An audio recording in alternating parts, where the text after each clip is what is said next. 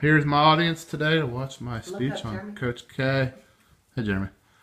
Mom, Dad, my basketball fan, Will, Becca.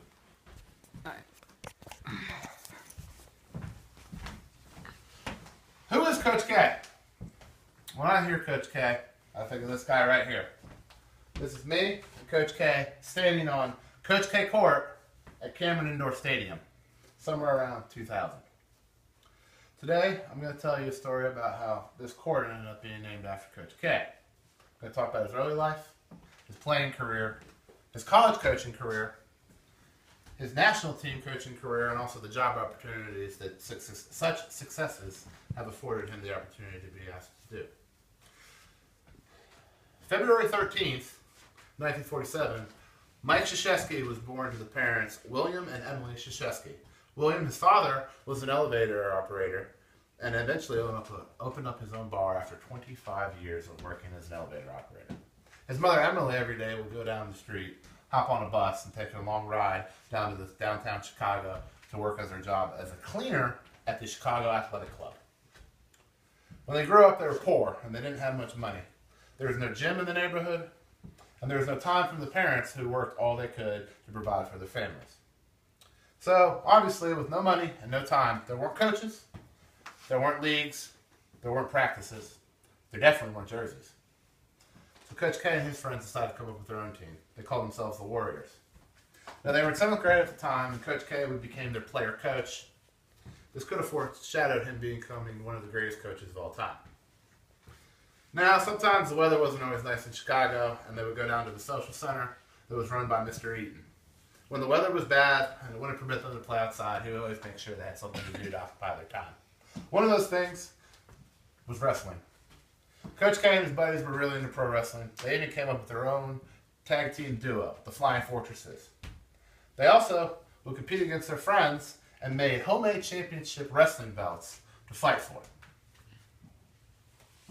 Now, I'm going to tell you about how he had to be a player and successful as a player before he could actually become a coach, not just a player coach. Coach K attended Archbishop Weber High School, which actually unfortunately closed its doors in 1999. He did so well at this school that Bob Knight recruited him to come play at the United States Military Academy, which some people know as West Point. He played 3 seasons at West Point. He was a captain his senior year, and even led the team to the NIT tournament. Everyone's here is probably thinking NIT. No one invited, no one interested. No, back then it was a big tournament before the NCAA became a big one.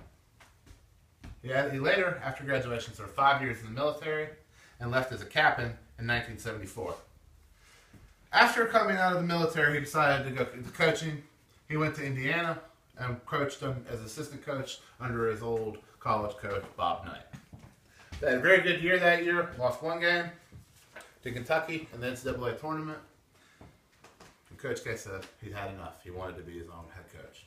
So he went back to his alma mater and coached for 5 years, having winning seasons 3 out of the 5 years. They also had 1 NIT tournament appearance. Then it all changed for the better. March 18th, 1980, Duke named their head coach as Mike Krzyzewski.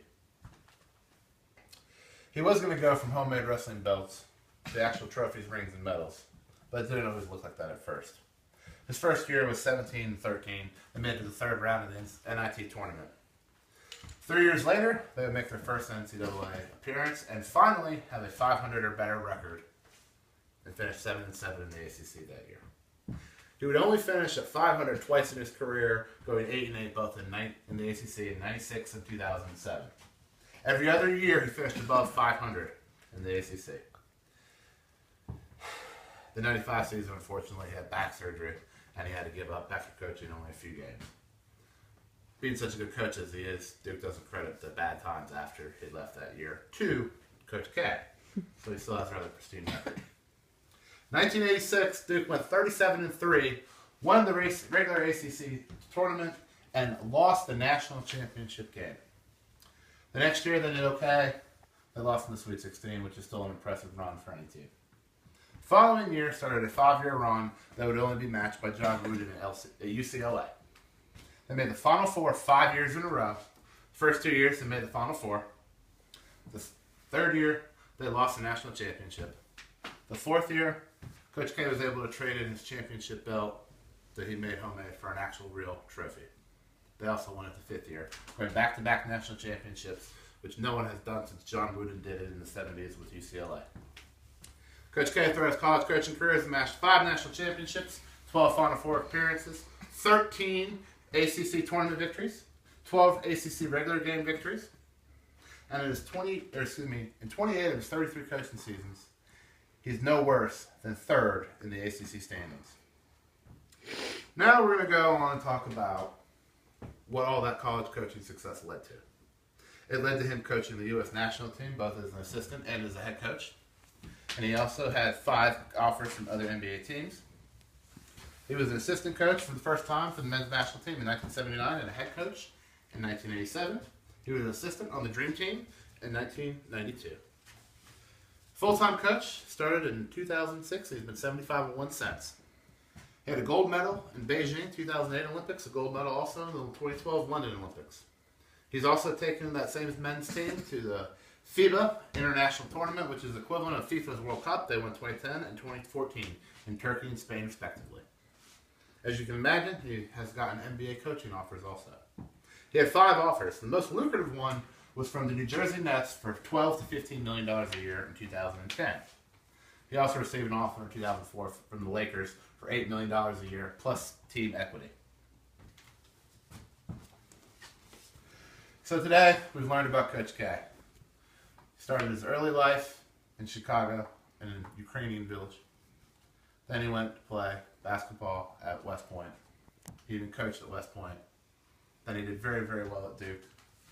And he's also done a great job with our national basketball team. So the last thing I want to leave you guys with today is, well, Coach K is the only words he ever read to me. To Chad, always try your best. Mike Krzyzewski, happy birthday. Guys, always try your best.